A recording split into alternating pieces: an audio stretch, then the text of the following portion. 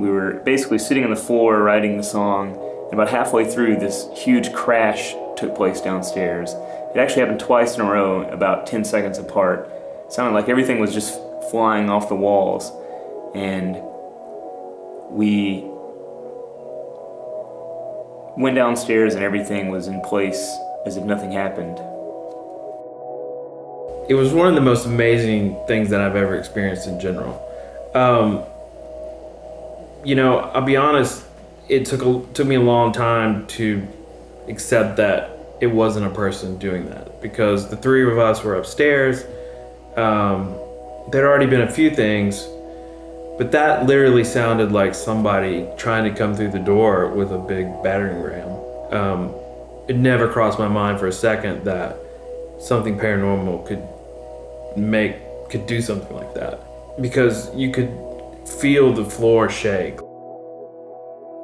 This was a loud crash, boom sound. I mean, it sounded like a piano being dropped from the ceiling. And luckily we caught it on a recorder, and we told Billy about it. And he actually had a group of people come in here, and they kind of investigated what could have made the sound, and they matched it to basically a 300-pound glass case that none of us could have picked up. So it was an incredibly forceful sound that shook the house and scared us half to death.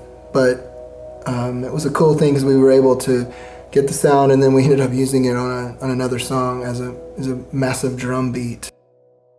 Here is the boom captured over a microphone during the writing of Goodnight Mary.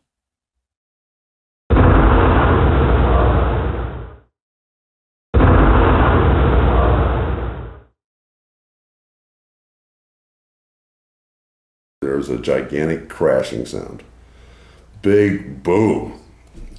So we were very interested in finding out what the heck that could have been.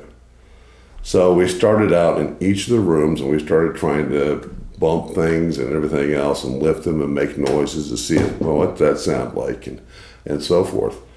And as we went through the rooms, we had the recorder running, obviously. And we'd go back and listen to it. Nope, that's not it. Nope, that's not it.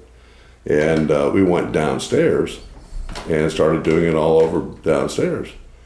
And sure enough, when we got into the library room, there's a large table in there. It's a glass table. It's a museum table. Weighs about 350 pounds.